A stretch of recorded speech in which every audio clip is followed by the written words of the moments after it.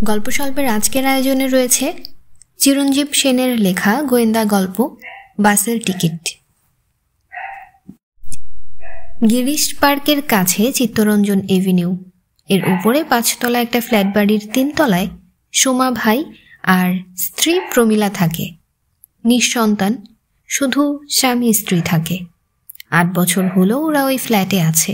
সোমা ভাই গুজরাটের ভদোদরা জেলার লোক। বরোদা হলো আজকের ভদোদরা। এজরা স্ট্রিটে সোমা ভাইয়ের ইলেকট্রিকের দোকান। যাবতীয় সাজ সরঞ্জাম সোমা ভাইয়ের দোকানে পাওয়া যায়। দোকান বেশ ভালোই চলে। সেদিন সকালে সোমা ভাই যখন দোকানে বেরোচ্ছিল তখন প্রমীলা জিজ্ঞাসা করল, টেলিফোনের লোক কখন আসবে? 3 দিন তো হয়ে গেল, একটু তাগাদা দাও না। সোমা ভাই গালে পান পুড়তে পুড়তে বলল, বেশ, আমি দোকান যাবার পথে এক্সচেঞ্জে তাগাদা দিয়ে যাব, তুমি নিশ্চিন্ত থাকো। সোমা ভাইকে সিঁড়ি দিয়ে নিচে নামতে দেখে প্রমীলা দরজা বন্ধ করে দিল। সোমা ভাই ও প্রমীলার এই শেষ দেখা। 3টের কিছু পরে কাজের লোক বুধির মা এসে দরজার পাশে বেল টিপল। 1 বার, 2 বার, 3 বার। দরজা খুলল না। অন্যদিন তো বৌদি 2 বার বেল বাজতে না বাজতেই দরজা খুলে দেয়। আজ কি বৌদি ঘুমিয়ে পড়ল নাকি? বুধির মা আরো 2 বার বেল বাজিয়ে সাড়া না পেয়ে দরজায় বেশ জোরে জোরে শব্দ করে ধাক্কা দিল। ওমা, দরজা খুলে গেল। কিরকম হলো? দরজা খুললেই সামনে চওড়া বারান্দা, মানে ডাইনিং স্পেস।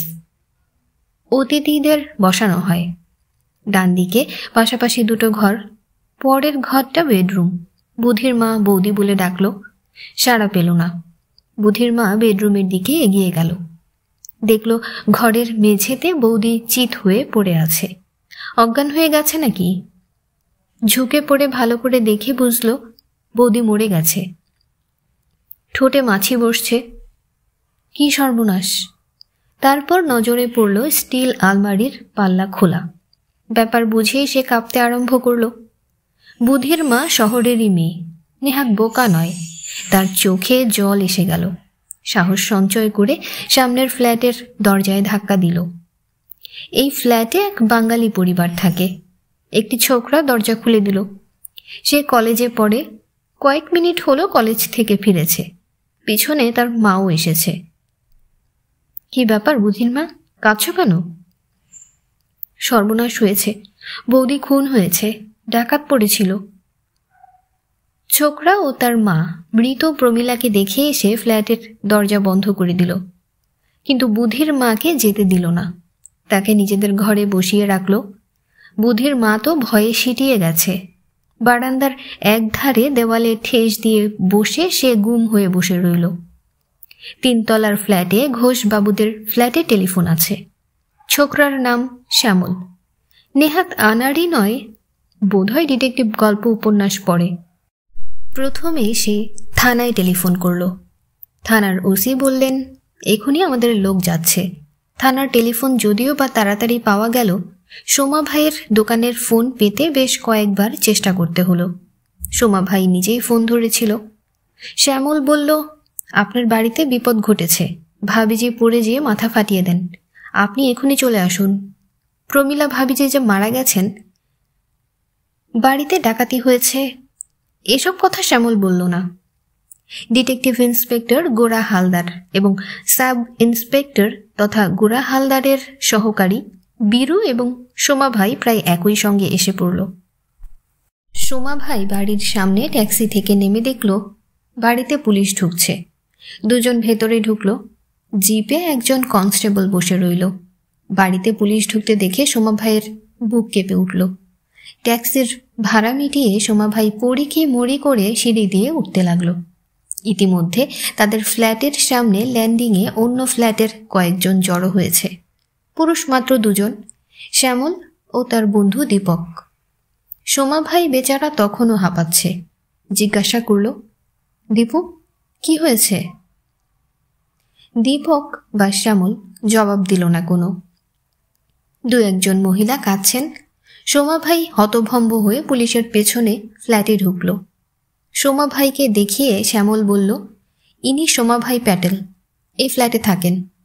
এজরা স্ট্রিটে ইলেকট্রিকের দোকান আছে। সোমা ভাই এসব শোনবার চেষ্টাই করল না। সে সোজা ঘরে ঢুকে দেখল তার কি সর্বনাশ ঘটেছে। সে ধপ করে একটা চেয়ারে বসে পড়ে পাগলের মতো মাথা চাপড়াতে চাপড়াতে গুজরাটি ভাষায় কিছু বলতে লাগল।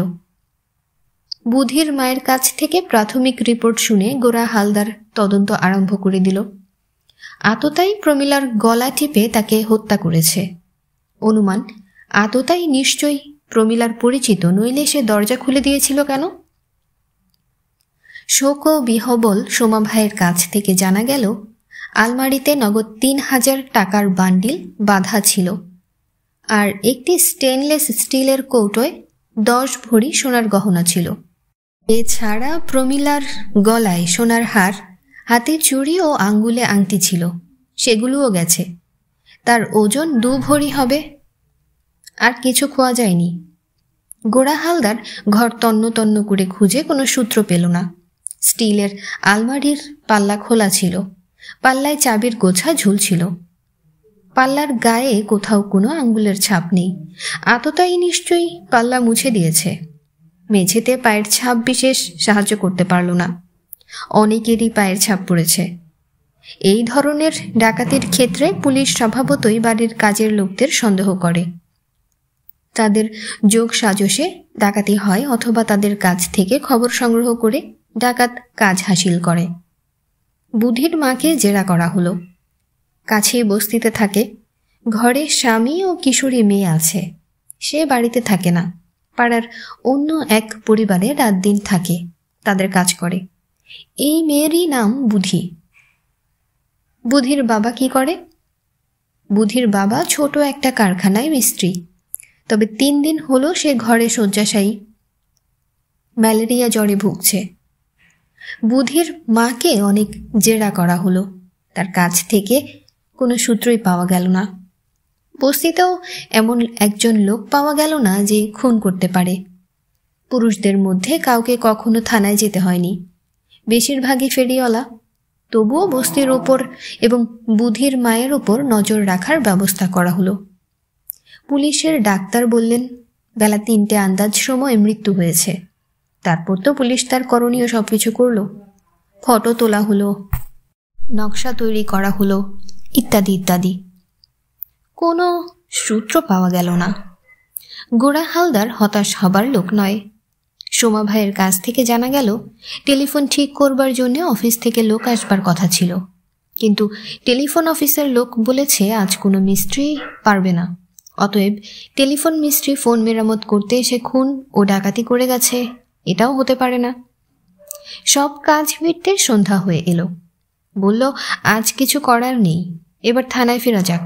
ফ্ল্যাট থেকে বেরিয়ে সিঁড়ি দিয়ে নামবার সময় প্রথম ধাপের এক কোণে বাসের একখানা টিকিট দেখা গেল। গোরা হালদার টিকিটখানা তুলে নিল। স্টেট বাসের টিকিট। কাছে যারা ছিল তাদের প্রত্যেককে গোরা হালদার জিজ্ঞাসা করল, এই বাসের টিকিট কেউ কি ওখানে ফেলেছেন? না, কেউ বাসের টিকিট ওখানে ফেলেনি।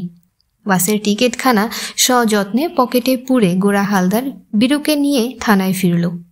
সে খুব চিন্তিত। খুনির একটা চেহারাও কোনো আভাস পাওয়া গেল না। তবে এটা ঠিক যে প্রমীলা বেহেনজি আততায়ীকে চিনত, নইলে সে দরজা খুলত না।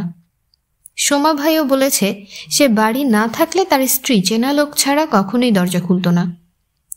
সোমা ভাইকে জিজ্ঞাসা করেও কোনো সূত্র পাওয়া যায়নি। সোমা ভাই তার টেলিফোন ঠিক করবার জন্য সেদিন সকালে টেলিফোন এক্সচেঞ্জে গিয়েছিল। টেলিফোন অফিসের লোক বলে দিয়েছিল সেদিন কোনো লোক সোমা ভাইয়ের বাড়িতে যেতে পারবে না। পরদিন সকালে গোরা হালদার নিজে টেলিফোন এক্সচেঞ্জের অফিসে যেতে মেকানিকদের ডিউটি চার্ট দেখতে চাইল। দেখা গেল সেদিন গিরিশ পার্ক অঞ্চলে টেলিফোন ঠিক করার জন্য কোনো মেকানিক পাঠানো হয়নি। গোরা হালদারের হাতে যখন অন্য 2টি জরুরি কেস ছিল, সে কাজ দুটো অনেকটা এগিয়েছে। আপাতত সেদিকে মন না দিলেও চলবে। প্রমীলা মার্ডার তার মাথায় চেপে বসেছে। বুধির মায়ের বস্তি, বিশেষ করে তার অসুস্থ স্বামীর ওপরেও নজর রাখবার ব্যবস্থা করা হয়েছে। অভিজ্ঞ ডিটেকটিভ হিসেবে গোরা হালদার জানে খুনিরা তাদের অপরাধের ঘটনাস্থলটি দেখবার জন্য ফিরে আসে। এভাবে খুনি ধরাও পড়েছে। সোমা ভাইয়ের ফ্ল্যাট বাড়ির উপর নজর রাখার ব্যবস্থা করা হয়েছে। সকাল থেকেই লোক মোতায়েন করা হয়েছে। একমাত্র সূত্র বাসের টিকিট। সেই বাসের টিকিট খুনির কিনা তাও জানা নেই। ফ্ল্যাট বাড়িতে তো নানা রকম লোক আসে। গোরা হালদার টিকিটখানা পকেট থেকে বার করল। টিকিটে কোনো ফিঙ্গারপ্রিন্ট পাওয়া সম্ভব নয়। সে সময় উল্টোডাঙ্গা থেকে ৯ নম্বর রুটের একটা বাস ছেড়ে চিত্তরঞ্জন এভিনিউ দিয়ে যেত। তখনও পাতাল রেলের কাজ আরম্ভ হয়নি। উল্টোডাঙ্গা বাস ডিপোতে যেয়ে খোঁজ করে দেখা যাক। ডিপোয় পৌঁছবার পর খোঁজাখুঁজি করতে একটা সময় লাগলো। বাস ডিপোর ভারপ্রাপ্ত কর্মী টিকিটের নম্বর পরীক্ষা করে বলল, হ্যাঁ, এই টিকিট তার ডিপো থেকে গতকাল বেলা ৩টে আন্দাজ সময় ইস্যু করা হয়েছিল। যে কন্ডাক্টরকে সেই টিকিটের বান্ডিল দেওয়া হয়েছিল, সৌভাগ্যক্রমে সে একটা ট্রিপ শেষ করে একটু আগে ডিপোয় ফিরে চা খাচ্ছিল। তাকে ডাকা হলো, কিন্তু সে কোনো সাহায্য করতে পারল না। কাকে বিশেষ একখানা টিকিট দেওয়া হয়েছিল কিনা তা সে বলতে পারল না। উল্লেখযোগ্য কোনো ঘটনা না ঘটলে কোনো যাত্রীকে মনে রাখা সম্ভব নয়। গিরিশ পার্কের স্টপে বাস থেকে নেমেছিল এমন কোনো যাত্রীকে সে লক্ষ্য করবার সুযোগ পায়নি। গোড়ার ধারণা হলো খুনি সম্ভবত উল্টোডাঙ্গা থেকে বাসে উঠেছিল। টিকিটখানা তারই পকেট থেকে পড়ে গেছে। কিন্তু কে সেই লোক যার পকেট থেকে বাসের টিকিট পড়ে গেছে, এবং সেই কি খুনি? তবুও একটা ক্ষীণ সূত্র তো পাওয়া গেল, একটা তথ্য তো পাওয়া গেল। টিকিট ইস্যু হওয়া ও খুনের সময়ের একটা সামঞ্জস্য আছে। দুপুরবেলায় গোরা হালদার সোমা ভাইয়ের ফ্ল্যাট বাড়িতে গেল। বাড়ির ওপর নজর রাখার জন্য যে লোক মোতায়েন করা হয়েছে, সে বলল সন্দেহজনক কোনো লোককে বাড়িতে ঢুকতে বা বাড়ি থেকে বেরোতে দেখা যায়নি। বাড়ির সামনে এমন কোনো লোককে ঘোরাফেরাও করতে দেখা যায়নি। গোরা হালদার দেখল ফ্ল্যাট বাড়িতে উপরে উঠবার যে সিঁড়ি রয়েছে, তার নিচে একটা বুড়ি পা ছড়িয়ে বসে শাড়ির খুঁট খুলে পান বার করছে। জিজ্ঞাসা করলে জানল, বুড়ি এই বাড়ির একতলায় একটি ফ্ল্যাটে দিন রাতের কাজ করে। দুপুরে এই সিঁড়ির তলায় ঘুমোয় বা বিশ্রাম নেয়, তারপর আবার কাজে যায়। গোরা হালদার জিজ্ঞাসা করল, কাল দুপুরেও কি তুমি এখানে ছিলে? ছিলুম বই কি বাবা। আমার গা শিউরে উঠছে। কাল কি সর্বনাশ কাণ্ডটাই না ঘটে গেল। তো বাবা, আপনি তো দারোগা মনে হচ্ছে, কিছু হদিস করতে পারলে বাবা? বুড়ির প্রশ্নের উত্তর না দিয়ে গোরা হালদার জিজ্ঞাসা করল, আচ্ছা, কাল খুনের আগে বা পরে কোনো অচেনা লোককে উপরে উঠতে বা নামতে দেখেছিলে? এই সময়ে যারা উপরে ওঠে বা নামে তারা সবাই এই বাড়িরই কোনো না কোনো ঘরের কাজের লোক বা বাসিন্দা হবে। একটা লোককে নামতে দেখেছিলুম, খুব তাড়াতাড়ি নামছিল। দেখতে কেমন? কিরকম জামা কাপড় ছিল, কিছু বলতে পারো? গোরা হালদার জিজ্ঞাসা করল। বুড়ি বলল, এত তাড়া কিসের রে বাবা? তাই মুখ তুলে চেয়ে দেখলুম লোকটা বেশ সন্ডা গন্ডা, কেলে গায়ে গলা বন্ধ খাঁকি কোট, পরনে ধুতি, হাতে একটা টেলিফোন যন্ত্র।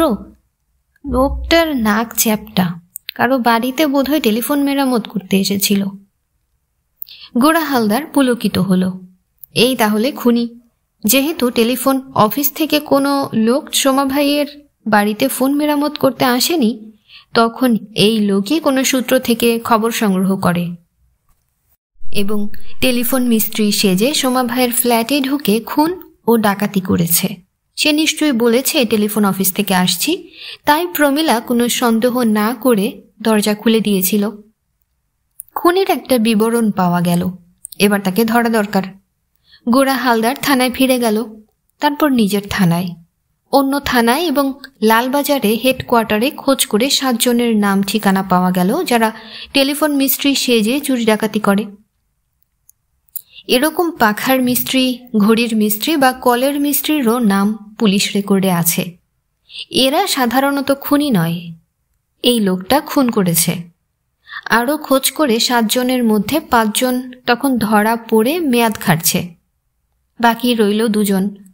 বাকি 2 জনের মধ্যে একজনের নাম নেপাল হাজরা, সে থাকে গোয়াবাগানের 22 নম্বর বস্তিতে। তাকে পাওয়া গেল, কিন্তু সে খুনের দিনে ও সময়ে মধ্যমগ্রামে ছিল। যথেষ্ট প্রমাণও পাওয়া গেল। বাকি রইল একজন, তার নাম ফটিক দাস। খেদা ফটকে নামে তার পরিচয়। তার পরিচয় বেলগেছের দত্তবাগানের বস্তি। দত্তবাগানের খেদা ফটককে অনেকে জানে, কিন্তু 3 মাস হলো সে তো এই বস্তি থেকে উঠে গেছে। কোথায় গেছে কেউ জানে না। গোড়া হালদার ছাড়বার পাত্র নয়। এই ফটিক দাসই খুন করেছে। বুড়ি লক্ষ্য করেছিল তার নাক চ্যাপটা, তাই সকলে তাকে খেদা ফটকে বলে ডাকে। গোড়া হালদারের ধারণা হলো লোকটা উল্টো ডাঙা বা কাছাকাছি কোথাও থাকে। তাকে খুঁজতে সে নিজে গেল না, একজনকে গ্রামের বউ সাজিয়ে ওইসব জায়গার বস্তির পান বিড়ির দোকানে খেদা ফটকের খোঁজ নিতে পাঠালো। নাম ও চেহারার বর্ণনা দিয়ে এবং টেলিফোনের কাজ করে এইসব বলে 4-5টা দোকানে জিজ্ঞাসা করতে খেদা ফটকের ঠিকানা পাওয়া গেল। সেই পানের দোকানের সামনের বস্তিতে যে ঘরে থাকে সেই ঘরখানাও আঙ্গুল বাড়িয়ে পানওয়ালা দেখিয়ে দিল। কিন্তু এখন তো তাকে পাবে না বাছা। সে তো একটু আগে আমার দোকান থেকে সিগারেট কিনে কোথায় গেল? রাতে কখন ফেরে তার ঠিক নেই। তুমি বরঞ্চ কাল সকালে এসো, ও অনেক বেলায় উঠে ওই দোকানে চা খায়। ছদ্মবেশী গ্রাম্য বধূ গোড়া হালদারকে রিপোর্ট করল, কাল সকাল পর্যন্ত অপেক্ষা করা উচিত হবে না, কারণ রাতে ফিরে সে যদি পানওয়ালার কাছে শোনে কেউ তার খোঁজ করেছিল তাহলে সটকে পড়তে পারে। সন্ধ্যার পর থেকেই সাদা পোশাকে পুলিশ ওত পেতে রইল। রাত্রি 9টা আন্দাজ সময়ে ঘরের সামনে বাবুকে দেখা গেল। তবে এখন গায়ে খাকি কোট বা হাতে টেলিফোন যন্ত্র ছিল না। পাজামা আর হাফ শার্ট পরেছিল। সন্ডা গন্ডা চেহারা, কালো রং ও চ্যাপটা নাক দেখে তাকে চেনা গেল। পুলিশ তাকে ঘিরে ফেলল। তারপর আর কি, টেলিফোন যন্ত্র, খাকি কোটটা, গয়নার কৌটো এবং 2500 টাকা তার ঘরেই পাওয়া গেল। ভাগ্যিস বাসের টিকিটখানা পাওয়া গিয়েছিল। এখানেই শেষ হলো চিরঞ্জীব সেনের লেখা গোয়েন্দা গল্প বাসের টিকিট। গল্প স্বল্প ভালো লাগলে সাবস্ক্রাইব করে আমাদের সাথেই থাকবেন। ধন্যবাদ। আল্লাহ হাফেজ।